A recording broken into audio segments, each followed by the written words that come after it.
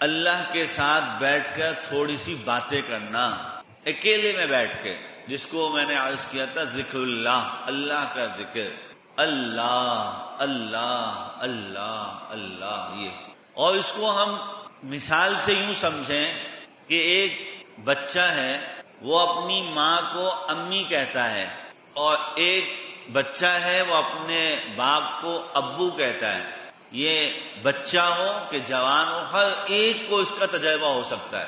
اگر امی کہنے والا اپنی ماں کو اماں کہہ دے، یا اماں جانی کہہ دے، اماں جان کہہ دے، یا ابو کہنے والا بابا جانی، ابا جان، ابو میرے ابا، اگر یہ الفاظ استعمال کرے، ذرا سا الفاظ کا فرق ہوتا ہے. ایک وہ لفظ ہے جو عام استعمال میں کہتا ہے، اور ایک وہ لفظ ہے جو وہ ذرا نخرے میں اور محبت میں کہتا ہے. اس کا نخرہ اور اس کی محبت کا واضح اثر اس کے ماں باپ پہ پڑتا ہے، فوراً ماں باپ پہ پڑتا ہے. ماں باپ بھی اسی محبت سے متوجہ ہوتے ہیں، اسی محبت سے متوجہ ہوتے ہیں. چنانچہ یہ جگہ جگہ نظر آتا ہے کہ ایک بیٹا نے کہا بابا جانی، تو وہاں سے بابا بھی پھر کیا کہتا ہے، جو بولو میرا بیٹا جانی ہے.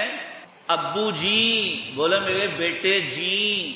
یہ جو محبت کا انداز ہوتا ہے، یہ فطرتاً ہمیں نظر آتا ہے کہ جب ایک طرف سے محبت کا اظہار کیا جاتا ہے تو دوسری طرف سے فوراً اس کا جواب ملتا ہے. اور یہ ابو، امی، بابا، اماں، یہ سب کے اندر جس ذات نے محبت کو پیدا فرمایا ہے، ذرا سوچئے کہ اس کے اندر کتنی محبت ہوگی، کتنی محبت ہوگی.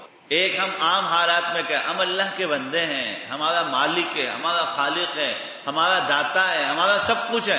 اور ایک یہ کہ ہم تنہائی میں بیٹھ کے کہتے ہیں میرے اللہ، میرے اللہ، اے اللہ. جب اکیلے میں بیٹھ کے اللہ سے ہم بات کرتے ہیں تو یقین جانیے کہ جو محبت اور جو عطا ماں اور باپ دیتے ہیں اس سے لاکھوں درجے محبت زیادہ جو ہے وہ اللہ کی متوجہ ہو جاتی ہے اپنے بندے کی طرف.